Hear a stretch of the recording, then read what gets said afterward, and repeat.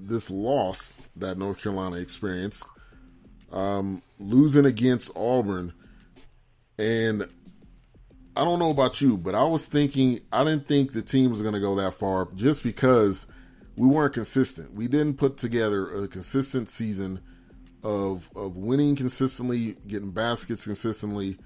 We did have some freshmen on the team that showed huge sparks and that had lows. So I projected, Sweet 16 or Elite 8. But what was your projection as March Madness kind of started?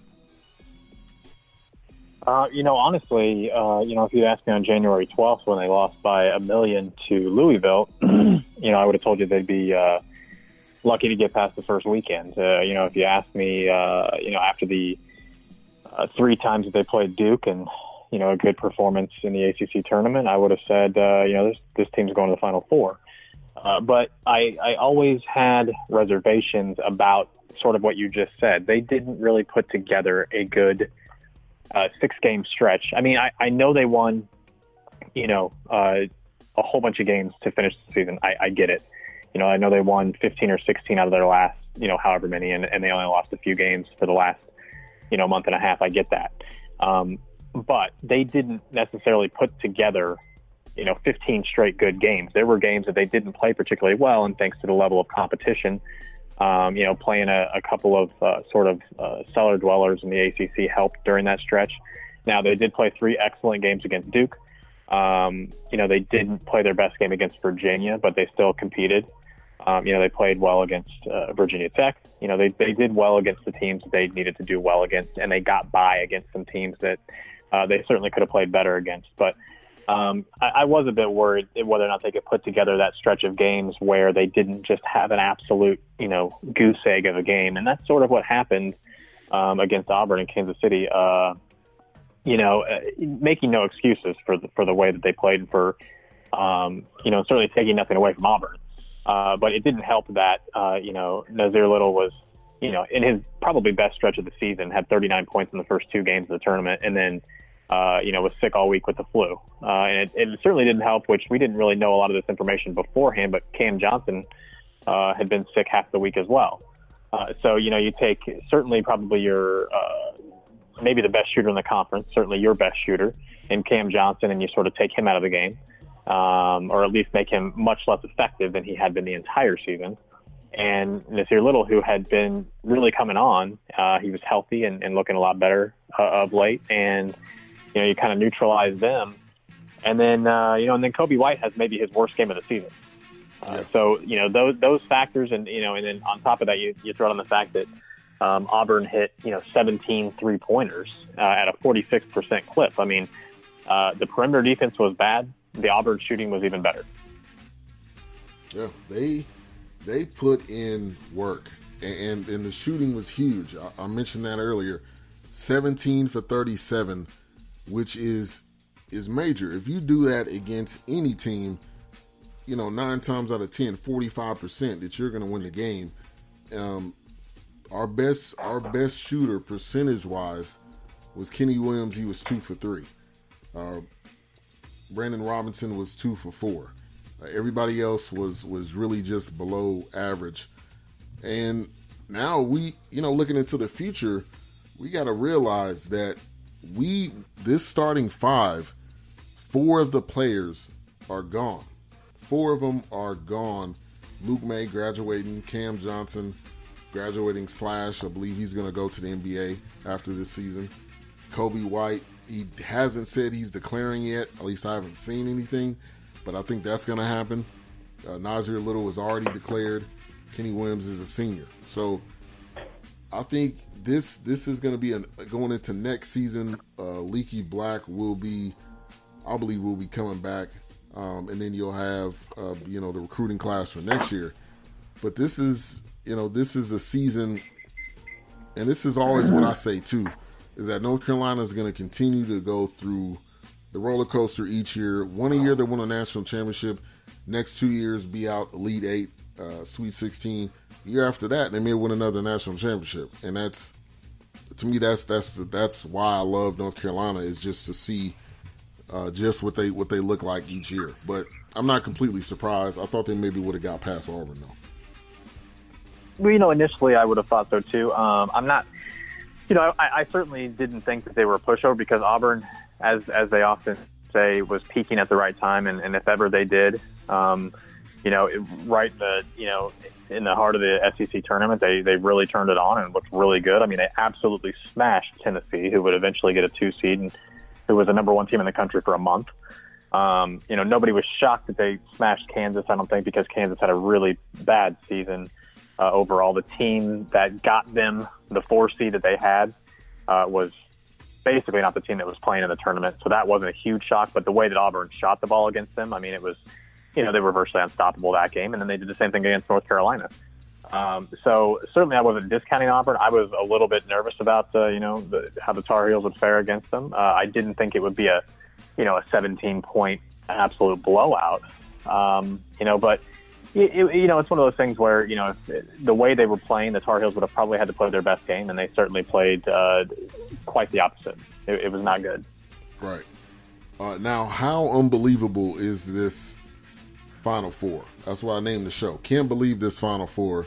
Texas Tech, Virginia, Michigan State, and the 4th team, Auburn. Those 4 teams, I would love for someone to send me their bracket if that's who they had, because I would not believe it if they just said it to me out loud. I would need to see proof. But how surprised are you with this Final Four? I'm surprised, certainly at least moderately. Virginia, I thought would be there. Michigan State, I'm not shocked.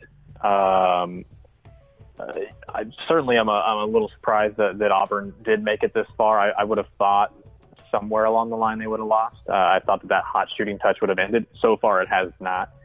But Auburn's also gotten, and again, taking nothing away from Auburn, Auburn has had a little bit of help, a little bit of luck. Like I said, they did play a Kansas team that is a shadow of itself. They played a North Carolina team with at least 2 players that likely both had the flu, and played one of their worst games of the season. Then they play a Kentucky team that's just getting in, a previously injured PJ Washington back, who actually performed really well, but, working him back into the rotation and all that. But again, taking nothing away from them, I think they did have a little bit of a lucky draw there when things sort of unfolded the way they did. Definitely a bit surprised about Texas Tech. Not super surprised. I had them in the Elite Eight.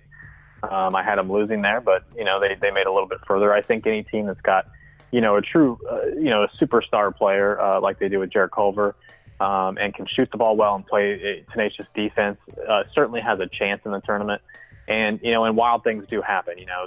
They sort of got the benefit of I think one of the shakier 2 seeds in Michigan, and obviously they were in Gonzaga's bracket as well. So but they're a good team.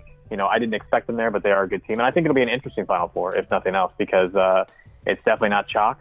There is obviously Virginia is in their first Final Four, and Michigan State is to me, I think, the favorite now to win it because of the coaching aspect. Izzo's got that experience, and it's a really good team.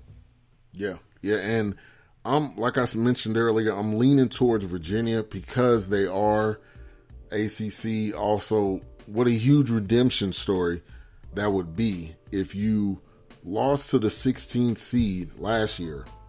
Coming into the next year, you do the complete reverse and you make it all the way. So this is there is some interesting storylines here, but this is somewhat of what I wanted to see, an unpredictable Final Four, something that we couldn't just pencil in and say, okay, we're gonna have 4 number 1s. Let's leave it at that. Everything will pan out. But no, there's only 1 number 1, a number 5, a number 2, and a number 3. Texas Tech, who won 30 games this year, and that coach, Chris Beard, I'm interested to see what Texas Tech is going to do to try to keep this guy, because he is coaching some great basketball and he's getting recruits, which you need both to be able to make it as far as that they made it. And he seems loved by the players too, which is huge in college basketball. So It's been major for Texas Tech. But let's look at the games. The first one we'll have for Saturday: Virginia, Auburn. Virginia winning 33 games this year, and Virginia also, like I said, the redemption story I think is going to be huge. They're 79.7% to 20.3% the matchup predictor, but that doesn't mean anything to Auburn. So I want you to preview this game. Let me know who you have winning. Yeah, I guess I'm done, betting against Auburn to Yeah. have a cold shooting night. So, and also I do think that there is absolutely more pressure on Virginia, despite the fact that this is their first Final Four that Tony Bennett's getting to. I think the pressure is on Virginia because, sort of what you said. I mean, they did lose to a 16 last year. This year they're trying to come back and prove that, they can win the title, and they're trying to finally do that. They've been, winning 30 games a season for a few years now, and really nothing has really come to fruition of that in the grand scheme of things. Auburn, honestly, is kind of out there playing with house money now. Bruce Pearl might argue, the players might argue and say that they knew all along that they were, going to be here. I don't believe that. I think they're playing loose. I think the game against North Carolina was very indicative of that. They had no problem hurling up 37 threes and hitting a whole bunch of them. If they can play like that again, I don't think there are many teams in the country that can beat them if they're playing offense like that. Now, the question's obviously going to be, how long can they continue to play that way? And the answer is I have no clue. I will say that they're playing extremely loose, and a team that plays loose and has good shooters in the tournament is a very dangerous team. They can absolutely outscore Virginia. The question's going to be, how well can Virginia defend the three-point barrage that Auburn's going to try to run on them, and who dictates the pace of the game? Auburn's going to want to get out and run, and Virginia's obviously going to want to turn it into a half-court game. Virginia's a better scoring team than they've been in years past, but they still don't want to run with Auburn the way Auburn's going to want to. So who dictates the pace, and can they continue shooting those threes? But I'm going to go ahead and take Auburn. All right. And also, you got to factor in, too, their leading scorer in the game against North Carolina is out for the rest of the tournament with, I think he torn his ACL. So they're doing this without him. And when you have that type of momentum, it's really almost like anything could happen. Like everything is out of the realm. And will that happen or not? You're really out of that realm at that point, and anything could possibly happen. And they're gonna be they're gonna be ready to go. But I do think that is gonna be a factor for them. You do also have Jared Harper. He scored in the absence. He scored 26, and then also they had Bryce Brown, who scored 24. So this team isn't a one-trick pony either, but it's going to be exciting. It's going to be exciting to definitely see these two teams. I'm leaning towards Virginia, though. In my opinion, I think Virginia is going to be the better team at the end of the day. Now let's go over to Texas Tech and Michigan State, which Tom Izzo, and I've said this before, Tom Izzo is that type of coach that has his guys ready when it comes tournament time. If they lose 11 games, when it comes to tournament time, you cannot count out Tom Izzo and Michigan State. But I'm actually going to go with the underdog. I'm going to go with Texas Tech. I don't know why, but I just think that this team defensively is showing that they can run with the big boys. Jared Culver, they're going to have to be able to contain Cassius Winston. But I'm going to lean towards Texas Tech in this one. But give me your thoughts on this one and your prediction. This one's hard for me. In my head, I want to say Michigan State because Michigan State's been there. Izzo's been there a lot. But I think I'm going to go Texas Tech almost for the same reason that I went with Auburn, because I think Texas Tech is just playing really good basketball, and I think they're playing really loose, and they're kind of playing like a team that, not totally that they're playing with house money. I mean, this is a good team all year, but I think more pressure is on the other team, Michigan State, and I think Texas Tech is going to play loose. I think they're going to shoot a lot of threes. I think they're going to go